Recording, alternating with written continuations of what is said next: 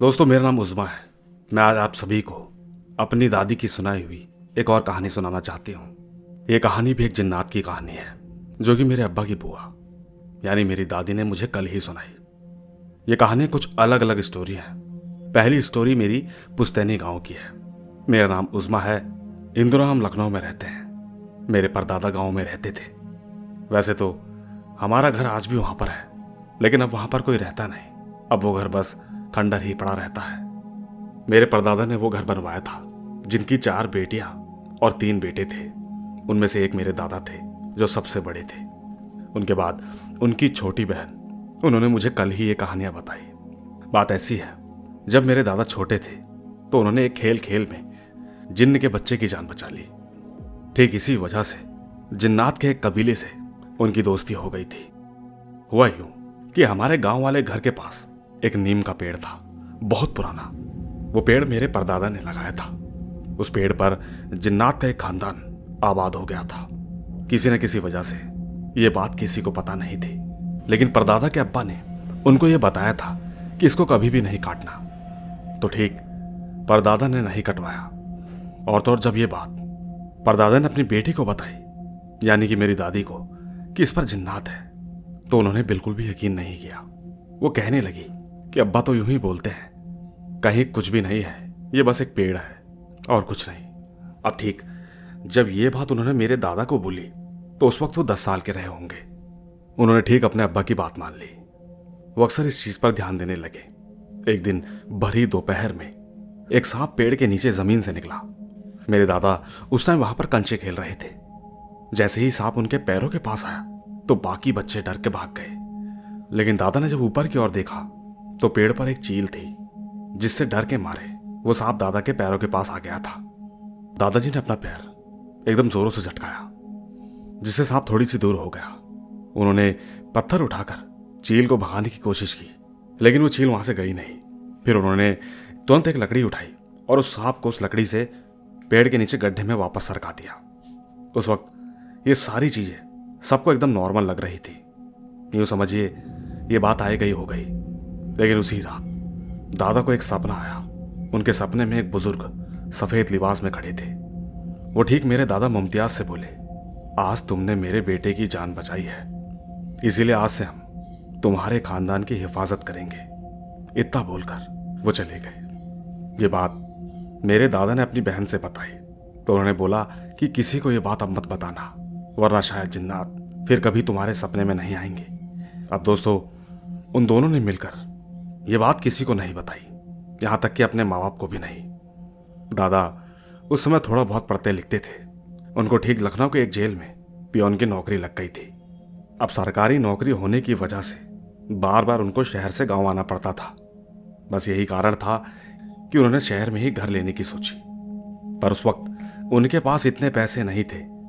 लेकिन एक रात उनको दोबारा सपने में वही बुजुर्ग सामने दिखाई दिए। उन्होंने बताया कि तुम्हें शहर में इस जगह पर घर सस्ता मिलेगा।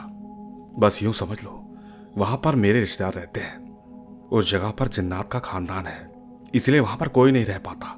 लेकिन तुम वहां रह सकते हो और मैं तुमसे खुद वहां मिलने आऊंगा। दादा ने ठीक इस बात को दोबारा अपनी बहन को बताया। दादा ने यह भी कहा कि अब्बा से बोलो कि घर मिल गया है, और तो और पैसे भी कम है, कम किराए पे हमको ये घर मिला है। दोस्तों, इसके बाद दादा की शादी भी हो चुकी थी मेरी दादी के साथ।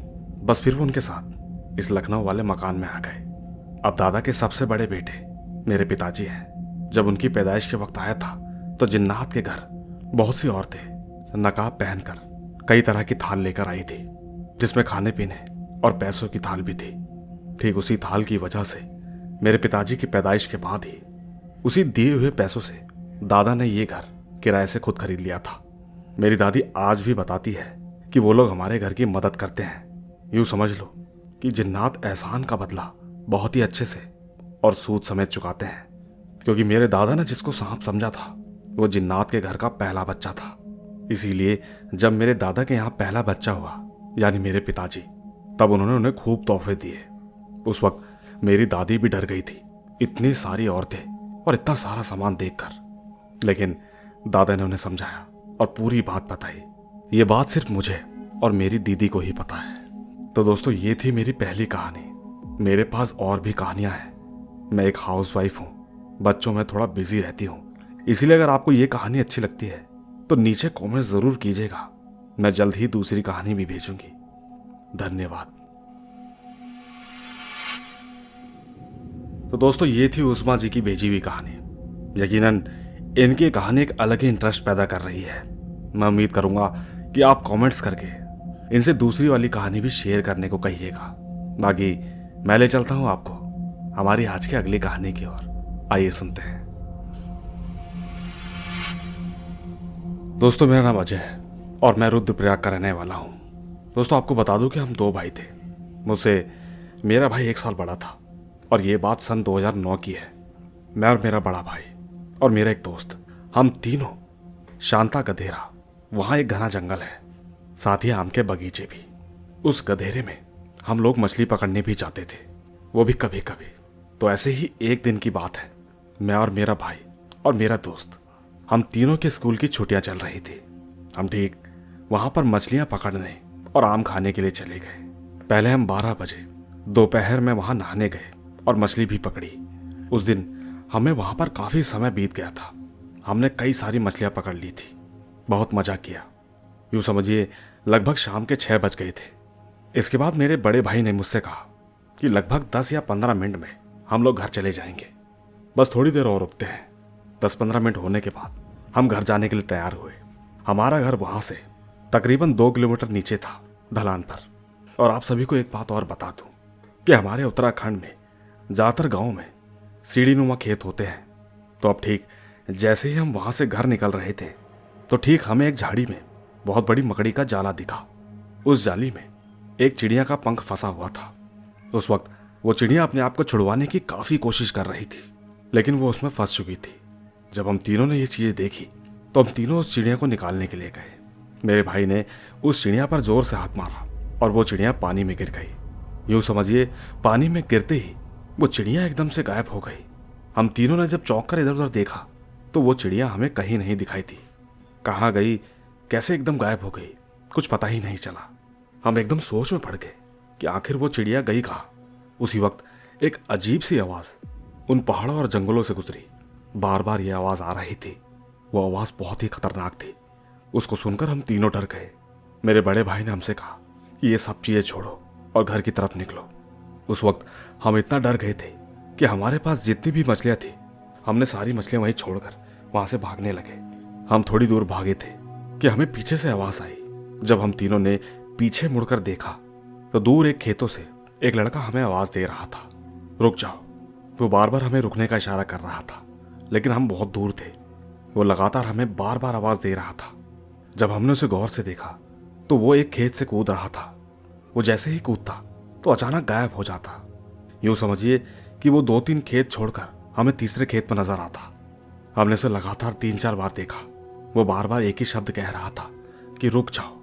उसी वक्त मेरे बड़े भाई ने भी कहा कि उसको मत देखो, जितनी जल्दी हो सके यहां से भाग चलते हैं। दोस्तों इसके बाद हम तीनों वहां बिल्कुल भी नहीं रुके और लगातार भागते रहे। आखिरकार हम अपने गांव की मार्केट में पहुंच गए। मार्केट में पहुंचते ही हमने एक बार उस तरफ दोबारा देखा। इस बार वो हमें गालियां दे रहा था, कह रहा था कि अगर दोबारा मिले तो जिंदा नहीं छोड़ूंगा। इसके बाद हम लोग गांव आ गए। गांव में हमें एक मेरे भाई का दोस्त मिला। मेरे भाई ने ये सारी बात उसे बताई। उसने कहा कि वहां पर गांव के लोग मुर्दा जलाते हैं, शायद इसी वजह से तुम्हारे साथ ऐसा हुआ। दोस्तों मेरे भाई के दोस्त ने बस इतना ही कहा और ये कहानी भी इतनी ही है, मगर एकदम सच बात है। धन्यवाद। तो दोस्तों कैसी लगी ये कहानी नीचे कमेंट्स में जरूर बताइएगा, क्योंकि अब मैं आपको ले चलता हूं हमारी आज की अगली कहानी की ओर। आइए सुनते हैं। दोस्तों मेरा नाम कौशल पांडे है। मैं हॉस्टल में था आज से लगभग 2 साल पहले। उस वक्त मेरा एक दोस्त था जो 10th में था और मैं 9th क्लास में था। यह घटना उसके पिताजी के दोस्त के साथ हुई थी। तो दोस्तों मेरे दोस्त के जो पिताजी का दोस्त था वो आज से बहुत साल पहले, लगभग 25 से 30 साल पहले, वो टोखा में रहता था। कहते हैं कि वहां पर हॉरर इंसिडेंट बहुत ज्यादातर होते हैं। वो जगह इतनी डेवलप भी नहीं थी जहां पर उसका घर था। एक दिन की बात है, उनका दोस्त घर जा रहा था। उसने रास्ते में एक बहुत खूबसूरत लड़की को देखा। उसकी उम्र लगभग 20 से 21 साल की होगी। हालांकि उस वक्त तो कुछ भी नहीं हुआ, लेकिन जब लगातार 2-3 दिन उनके साथ ऐसा ही हुआ तो उस लड़की ने खुद आकर उनसे बातें करी। धीरे धीरे उनको साथ में 1 महीना हो गया था। यूं समझिए उनको उस लड़की से प्यार हो गया था। एक रात उसी रास्ते से गुजरते हुए जैसे ही उनको वो लड़की मिली तो उन्होंने कहा कि आज मैं तुम्हें कहीं ले जाना चाहता हूँ। वो उसे प्रपोज करना चाहते थे। उस वक्त वो ठीक उन्हें एक सुनसान जंगल जैसी जगह पर लेकर गए। उन्होंने उस लड़की को प्रपोज किया। उस लड़की ने हाँ कहा। वो आदमी एकदम खुश होकर उनसे गले लग गया। लेकिन अजीब बात यह थी कि उस लड़की की पीठ पर मांस तो था ही नहीं। ऐसा महसूस हो रहा था जैसे हड्डी हो। जैसे ही उन्होंने उसके चेहरे की तरफ देखा तो पूरा चेहरा एकदम सड़ा हुआ था। जैसे तैसे करके वो अपनी जान बचा के घर भागा। साथियों, वो इंसान 1 महीने तक बीमार रहा और इसके बाद वो पैरालाइज हो गए। लोअर बॉडी कुछ काम नहीं कर रही थी। और तो और सबसे बड़ी बात, इस वक्त वो कैसे और कहाँ है ये बात किसी को नहीं पता। मैंने सुना है कि ऐसी एंटिटीज भी होते हैं जो सिर्फ डराते तो हैं, मगर अगर गलती से अगर आपने उसे छू लिया तो मौत पक्का है। बस इतनी ही थी ये कहानी। दोस्तों, ये थी कौशल पांडे जी की भेजी हुई कहानी। इनकी कहानी भी बड़ी इंटरेस्टिंग थी। आपको कैसी लगी नीचे कमेंट जरूर कीजिएगा। बाकी चलते हैं अगली कहानी की ओर। आइए सुनते हैं। दोस्तों, मेरा नाम आर्यन जोगी है। मैं महाराष्ट्र से हूँ। दोस्तों, मेरे गांव से 20 किलोमीटर दूरी पर एक गांव है जिसका नाम भाड़गांव है। एक बार की बात है, मुझे किसी ज़रूरी काम से उस गांव में जाना पड़ा, लेकिन टाइम बहुत ज़्यादा हो गया था। यूँ समझिए वहाँ से निकलते निकलते मुझे रात के 11 बज गए। पूरा रास्ता एकदम सुनसान। रास्ते के बीच में कोई भी गांव नहीं, ना ही कोई लाइट, बस मैं और मेरी बाइक की लाइट। इन 2 चीज़ों की वजह से मैं सफ़र तय कर पा रहा था। मैं कुछ 10-12 किलोमीटर ही आगे आया था कि बहुत ज़ोरों से बारिश होने लगी। धीरे धीरे बारिश इतनी तेज़ हो गई कि मुझे सामने से कुछ दिखाई नहीं दे रहा था। मैंने चुपचाप बाइक को एक पेड़ के नीचे लगाया और खड़ा रह गया। पूरा रास्ता एकदम सुनसान, मेरे अलावा वहाँ कोई भी नहीं था। मुझे खड़े खड़े कुछ ही देर हुई थी कि थोड़ी देर बाद मुझे सुनाई दिया, शायद कोई मेरा नाम ले रहा था। मैंने इधर उधर देखने की कोशिश की, लेकिन नज़र कोई नहीं आ रहा था। बस आवाज़ सुनाई दे रही थी।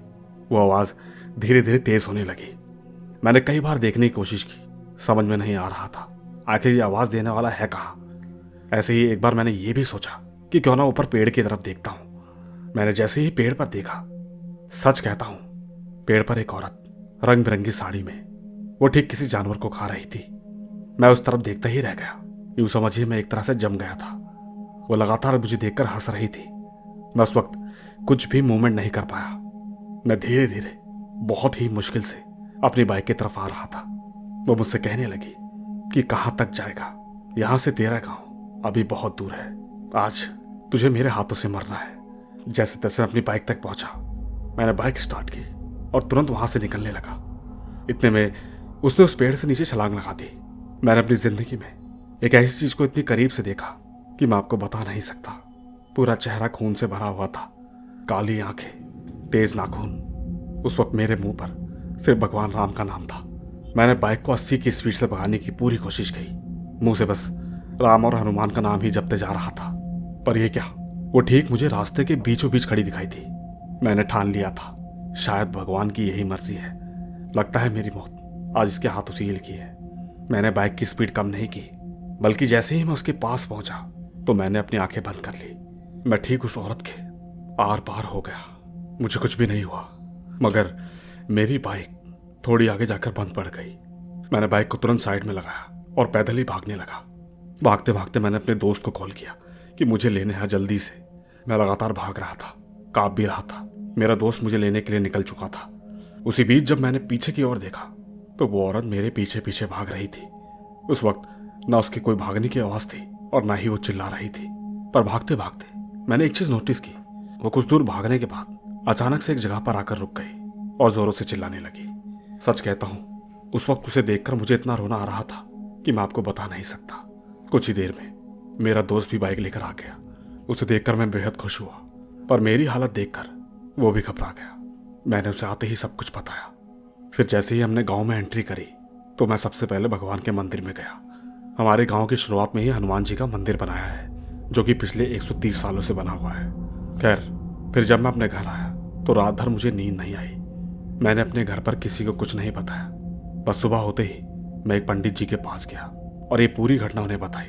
पंडित जी ने मुझसे कहा कि हर शक्ति का एक दायरा होता है, उसको उसके आगे आने की इजाजत नहीं होगी, इसीलिए वो वहीं पर रुक गई। पंडित जी ने मुझे एक काला धागा गले में पहनाया और ठीक मुझसे कहने लगे कि 1 महीने तक कुछ भी करके बाहर ज्यादा मत घूमना। इसके बाद दोस्तों मैं घर आ गया। मैंने अपने दोस्त से कहा कि मेरी बाइक वहां पर पड़ी है, जाकर ले आओ। लेकिन जैसे ही मेरा दोस्त वहां पर पहुंचा तो उसने देखा कि मेरी पूरी बाइक जली हुई थी, कुछ भी नहीं बचा था सिवाय लोहे के। उन दिनों मैंने गांव के कुछ बड़े बुजुर्गों से पूछा तो उन्होंने बताया कि उस रोड पर एक औरत को रेप करके मार दिया था और तो और उसकी बॉडी कुत्तों ने भी खाई थी, लेकिन वो औरत कभी किसी को दिखाई नहीं दी थी।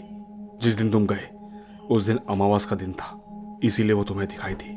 पर शुक्र करो तुम सही सलामत हो। दोस्तों, इस कहानी से मैं बस आपको एक ही बात कहना चाहता हूँ। मेरा ऐसा मानना है कि कुछ गलतियां हम इंसान करते हैं। रातों को ऐसे जंगल से सफर करना कोई आसान बात नहीं है। न जाने आपको ये कहानी कैसी लगेगी, लेकिन जो कुछ भी हुआ मैंने आपको एक एक बात सच बताई है। धन्यवाद। तो दोस्तों, ये थी आर्यन जोगी की कहानी। इनके साथ रात में जो कुछ भी हुआ वो तो आपने सुन ही लिया। अब आपको इनकी कहानी कैसी लगी नीचे कमेंट जरूर कीजिएगा, क्योंकि अब मैं आपको ले चलता हूँ हमारी आज की अगली कहानी की ओर। आइए सुनते हैं। दोस्तों, मेरा नाम वजीर है और मैं बिहार के एक सुपौल जिले का छोटे से गांव का रहने वाला हूँ। मेरी उम्र 18 साल है और मैं अभी स्टूडेंट हूँ। दोस्तों, मैं रूम लेकर रहता था और मेरा रूम मेरे घर से तकरीबन 10 किलोमीटर दूरी पर है। यह कहानी एकदम सच्ची घटना पर आधारित है। एक दिन रात के समय घर से मैं रूम पर जा रहा था। मेरे पास उस वक्त बाइक थी। रास्ते में चलते वक्त सुनसान सड़क पर अचानक मेरी बाइक बंद हो गई। मैंने पूरी बाइक को अच्छे से चेक किया, लेकिन कुछ भी गड़बड़ी नहीं थी। उसी वक्त मुझे ऐसा लगा कि जैसे कोई मेरे पीछे खड़ा है। मैंने पीछे देखा तो कोई नहीं था। रास्ता सुनसान होने की वजह से मुझे बहुत डर लग रहा था। उसी वक्त मेरा नाम लेके कोई मुझे बुला रहा था। मैंने एक बार जब दोबारा पीछे देखा तो एक लड़की खड़ी थी। ठीक मैं उसकी पीठ को देख पा रहा था। उसने मुझसे कहा, मुझे तुम्हारी मदद चाहिए। जब मैं ठीक उसके पास गया और मैंने पूछा कि तुम कौन हो और इतनी रात को यहाँ क्या कर रही हो, तब उसने बोला कि मेरे पति ने मुझे घर से निकाल दिया है। अब मैं अपने मायके जा रही हूँ। क्या तुम मुझे मेरे घर पर छोड़ दोगे? यहाँ से बस 5 किलोमीटर दूरी पर मेरा घर है। मैंने उससे कहा, लेकिन मेरी बाइक तो खराब हो गई। बहुत देर से कोशिश कर रहा हूँ, स्टार्ट ही नहीं होती। उस लड़की ने मुझसे कहा कि एक बार और स्टार्ट करके देखो, क्या पता हो जाए। दोस्तों, मैंने जैसे ही बाइक को चालू किया तो लगभग एक ही बारी में स्टार्ट हो गई। मैंने चुपचाप उसको अपनी बाइक पे बिठाया और उसे लेकर चल दिया। थोड़ी दूर आगे चलने के बाद मुझे लगा कि मेरी बाइक बहुत भारी हो गई है। यूँ समझिए कि मुझे बाइक चलाने में दिक्कत हो रही थी। मैंने पीछे मुड़कर उससे कुछ पूछना चाहा तो पाया कि पीछे तो कोई भी नहीं था। ये सब होने के बाद वाकई मैं बहुत डर गया था। मैंने उसी वक्त बाइक घुमाई और वहां से फुल स्पीड में निकल गया। घर पहुंचने के बाद मैं चुपचाप सो गया। रात के ठीक 3 बजे अचानक मेरी नींद खुली। कोई मेरा नाम ले रहा था। मैंने आवाज देकर पूछा, कौन है बाहर? तो मुझे आवाज आई कि मैं तेरा दोस्त हूं राहुल, गेट खोल। मैंने जैसे ही दरवाजा खोला तो बाहर कोई भी नहीं था। नींद में मुझे समझ में नहीं आया कि मेरा सपना था या वहम। मैं चुपचाप वापस आकर सो गया। जैसे ही सुबह हुई मैं सीधा अपनी अम्मी के पास चला गया। मैंने अम्मी को सब कुछ बताया। अम्मी ने मुझे एक मौलवी जी को दिखाया। मौलवी ने देखते ही कह दिया, बेटा तुम बच गए। जिसको तुमने अपने साथ बिठाया था वो एक आत्मा थी, जिसको उसके पति ने मार पीट कर छोड़ दिया, इसीलिए उसने आत्महत्या कर ली थी। ये लो, इस ताबीज को पहन लो, याद रहे इसे कभी मत उतारना। दोस्तों, मौलवी जी से मिलने के बाद और तो और वो ताबीज पहनने के बाद फिर मेरे साथ कभी कुछ नहीं हुआ। ये बात 2024 की थी और अब 2025 हो गया है। साथ ही आपको ये भी बताता चलो कि मैं सर का बहुत बड़ा फैन हूँ। मैं उम्मीद करूँगा कि मेरी इस कहानी को सर अपने चैनल पर ज़रूर लाएंगे। थैंक यू महेश सर, धन्यवाद। तो दोस्तों, ये थी वजीर की कहानी। उम्मीद है आपको इनकी कहानी भी ज़रूर पसंद आई होगी। हालांकि इस तरह की पहले भी कई कहानियाँ मैं अपने चैनल पर डालता रहता हूँ। यकीन मानिएगा, मेरे पास अलग अलग जगहों से जब सेम कहानी आती है तो न जाने क्यों ऐसा लगता है कि कहीं ना कहीं इनमें कुछ तो सच्चाई होगी। बाकी आपके ऊपर है, नीचे कमेंट ज़रूर कीजिएगा। अब ठीक ले चलता हूँ आपको हमारी आज की आखिरी कहानी की ओर। आइए सुनते हैं। दोस्तों, मेरा नाम कार्तिक जाटव है। मैं उत्तराखंड के जिले हरिद्वार में रहता हूँ। ये बात मेरे गांव के रेलवे स्टेशन की है। मेरे गांव का नाम पुरैनी है। एक दिन की बात है, मेरे गांव के दोस्त रेलवे स्टेशन पर घूमने के लिए गए थे। उस टाइम दोपहर का वक्त था, लगभग 1 या 2 बज रहे थे। वैसे आप सभी को पता तो होगा ही, स्टेशनों पर आने जाने के लिए पुल बने रहते हैं। तो ठीक मैं और मेरे गांव का लड़का उस पुल पर जाकर बैठ गए। हमें वहां पर बैठे हुए सिर्फ आधा ही घंटा हुआ था कि अचानक पता नहीं कहीं से एक अजीब सी आवाज कानों में पड़ी। मेरे दोस्त ने मुझसे कहा कि भाई ये आवाज कहाँ से आ रही है। मैंने अपने दोस्त से कहा, कौन सी आवाज? मुझे तो कोई आवाज नहीं आ रही। दोस्त ने कहा कि भाई जरा ध्यान से सुनो। हम दोनों एक बार के लिए बिल्कुल शांत हो गए और ठीक वही आवाज दोबारा सुनाई दी।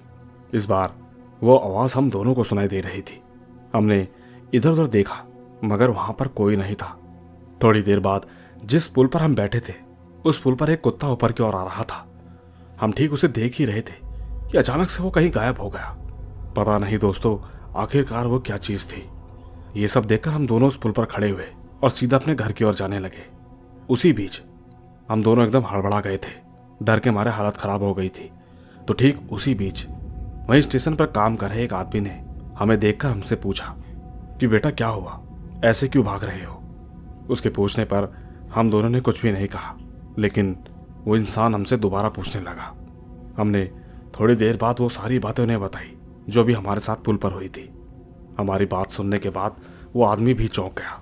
उसने कहा कि बेटा ये दोपहर का समय है, यहाँ आज के बाद दोपहर में मत आना, क्योंकि यहाँ पर सुनसानी में साए रहते हैं। पर दोस्तों ये बात जब उस आदमी ने बोली तो हम तुरंत भागते हुए सीधा अपने घर की तरफ चले गए। सच कहता हूँ, उस दोपहर की घटना के बाद हम कभी भी दोपहर के समय उस स्टेशन पर नहीं जाते हैं। नहीं मालूम कि आपको ये कहानी कैसी लगेगी, क्या आप इस पर विश्वास करेंगे या नहीं? नीचे कमेंट्स में ज़रूर बताइएगा। धन्यवाद। दोस्तों, जाने से पहले एक कहानी मेरे पास अभी भी और आई, सोचा इसे भी रिकॉर्ड करता चलो। आइए सुनते हैं। दोस्तों, ये घटना मेरी माता के साथ हुई थी, आज से लगभग 30 साल पहले। वैसे मेरा नाम करण है।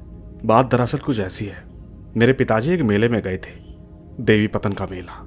ये मेला उत्तर प्रदेश के बहराइच डिस्ट्रिक्ट में लगता है। तो ठीक उस दिन मेरी माँ घर पर मेरी बहन के साथ अकेली थी, जो कि लगभग 2 साल की है। ठीक उस रात कुछ ऐसा हुआ कि गांव की एक औरत घर के गेट पर आकर माँ को आवाज़ लगाने लगी। उस टाइम रात के 12 बज रहे थे और ठीक आप लोगों को तो पता ही होगा कि गांव में लोग बाग खुले में वॉशरूम जाते हैं। माँ ने उस औरत को कहा कि रुको, मैं बच्ची को सुलाकर आती हूँ। लेकिन माँ बहन को सुलाते सुलाते खुद ही सो गई। इसके बाद माँ की नींद सुबह 4 बजे खुली। उन्होंने सोचा कि मुझे तो काकी ने आवाज़ लगाई थी और मैं हूँ कि दोबारा सो गई। लेकिन दोस्तों, हैरान कर देने वाली बात तो ये है कि जब माँ बाहर गेट पर गई तो वो औरत अभी भी गेट पर ही खड़ी थी। पर माँ ने ज़्यादा ना सोचते हुए पानी लिया और जाने लगी। वो औरत ठीक आगे आगे चल रही थी और माँ पीछे पीछे। दोस्तों, हमारे घर से 200 मीटर की दूरी पर एक बहुत बड़ा जंगल था। उस जंगल में जाने के लिए खेतों से होकर जाना पड़ता था और अक्सर गांव वालों का यह कहना था कि उस जंगल में बहुत अजीबोगरीब आवाज़ें आती हैं। वो औरत ठीक उसी जंगल की ओर जा रही थी। वो ठीक माँ को ये भी कह रही थी कि मेरे साथ साथ चल, इस जंगल से होकर जाएंगे। उस वक्त माँ को थोड़ा बहुत समझ आया कि ये कुछ और है। माँ ने उन्हें वहाँ जाने के लिए मना किया। कहने लगी कि आप अंदर की तरफ जाओ, मैं यहीं से वापस घर चली जाऊंगी, मेरी बेटी के उठने का समय हो गया है। इसके बाद उस औरत ने कुछ भी नहीं कहा। वो चुपचाप जंगल की ओर चली गई और माँ डर के मारे घर वापस आ गई। हालांकि इसके बाद माँ को तो कुछ नहीं हुआ, पर मेरी बहन की तबीयत एकदम से खराब हो गई। जैसे ही सुबह हुई तो माँ उन्हीं काकी के पास गई जिसने रात को आवाज़ मारी थी। माँ ने काकी से पूछा कि आप रात में वापस कब आए? तो काकी ने कहा कि मैं तो तुम्हारे घर आई ही नहीं, जंगल जाना तो दूर की बात है। माँ ने जो कुछ भी हुआ काकी को सब कुछ बताया। काकी ने कहा कि रात के समय कोई भी आवाज़ मारे तो बिना आवाज़ पहचाने जवाब नहीं देना चाहिए। और तो और सबसे बड़ी बात, जब भी तुम्हारे घर पर कोई आता है तो दरवाज़ा अगर 3 बार खटखटाए तो दरवाज़ा नहीं खोलना चाहिए। पर खैर चलो, मैं तुम्हें बाबा के पास ले चलती हूँ। माँ ने बाबा को सब कुछ बताया। बाबा ने ठीक एक डिब्बी में सरसों का तेल रख दिया। उसमें उन्होंने कुछ मंत्र भी बोले थे। उन्होंने माँ को कहा कि इस तेल से अपनी बेटी की मालिश कर देना, देखना तुम्हारी बेटी जल्दी ठीक हो जाएगी। अब दोस्तों, मैं आप सबको ये बताना भूल गया कि मेरी बहन मुझसे बड़ी है। आज उनकी शादी को 15 साल हो गए और उनके 4 बच्चे भी हैं। भगवान का शुक्र था उस वक्त सब कुछ ठीक हो गया। बाकी मैं सर का धन्यवाद करता हूँ, क्योंकि अक्सर सर अपने चैनल पर हम लोगों की बीती हुई कहानियाँ सुनाते हैं। मुझे उम्मीद है कि सर इस कहानी को ज़रूर डालेंगे, और मैं आपसे वादा करता हूँ कि जैसे ही ये स्टोरी चैनल पर आएगी तो मैं आप सभी लोगों के लिए ऐसे ही स्टोरी लेकर आता रहूँगा। धन्यवाद। तो दोस्तों, ये थी हमारी आज की कुछ कहानियाँ। उम्मीद है आपको ये सारी कहानियाँ ज़रूर पसंद आई होगी। बस इसी तरह यूं ही प्यार बनाए रखें। मैं जल्द ही मिलूँगा आपसे इसी तरह की रोमांच भरी रहस्यमय कहानियों के साथ। बस तब तक आप अपना और अपने परिवार का ख्याल रखें। चलता हूँ, बाय बाय।